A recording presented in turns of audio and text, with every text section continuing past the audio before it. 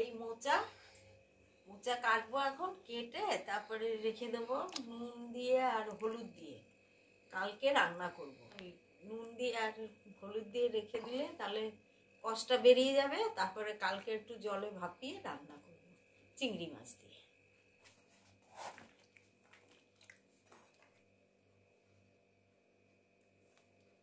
দেখুন আমার কড়া দিয়ে ছাড়ানো হয়ে গেছে। এই যে এবারে কাটবো।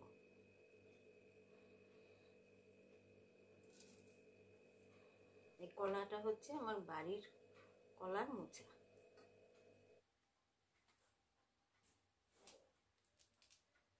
কলার মোচা রান্না করব তেজপাতা আর জিরে আদা বাটা দিয়ে।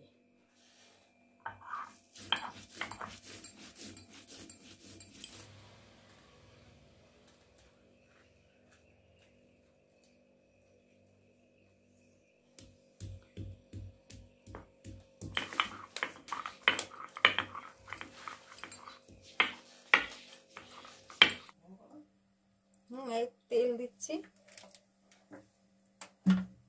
চিংড়ি মাছটা ভাজবো। চিংড়ি ভাজা হচ্ছে।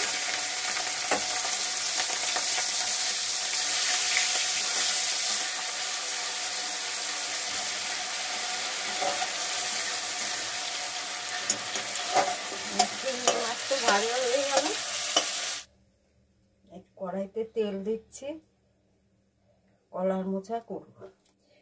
জিরে পাতা আর শুকনো লঙ্কা এই ফোড়ন দিচ্ছি। মোচা আলু দেবো, আলু দিয়ে রান্না।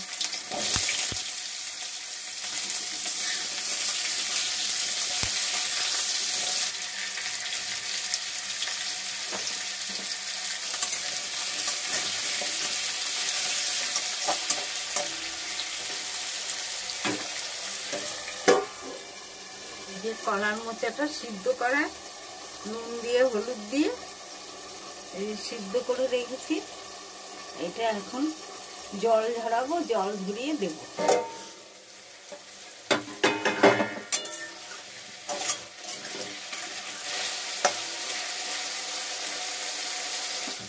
আমার আলুটা ভাজা হয়ে গেছে।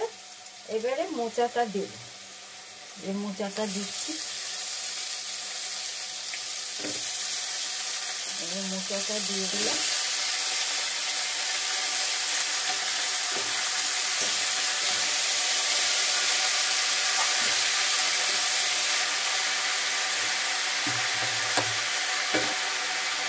বড় চামচের 1 চামচ আদা বাটা, একটুখানি বেশি দিচ্ছি।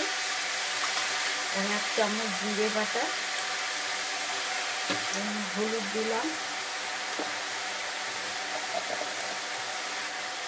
একটু নুন দিচ্ছি। নুন দিয়ে সিদ্ধ করা তো, এর জন্য নুন বেশি লাগবে।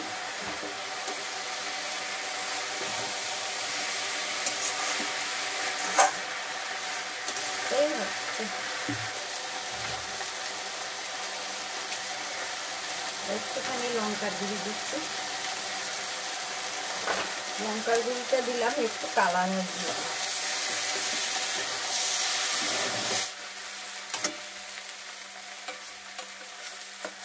এই যে চিংড়ি মাছগুলো দিয়ে দিচ্ছি।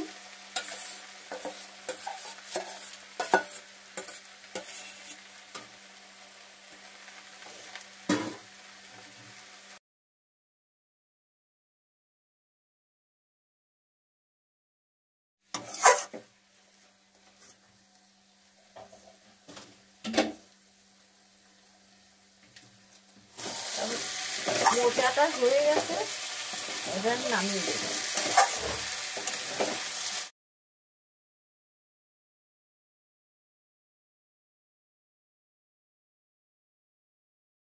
কলার মোচাটা হয়ে গেছে, নামিয়ে দিলাম।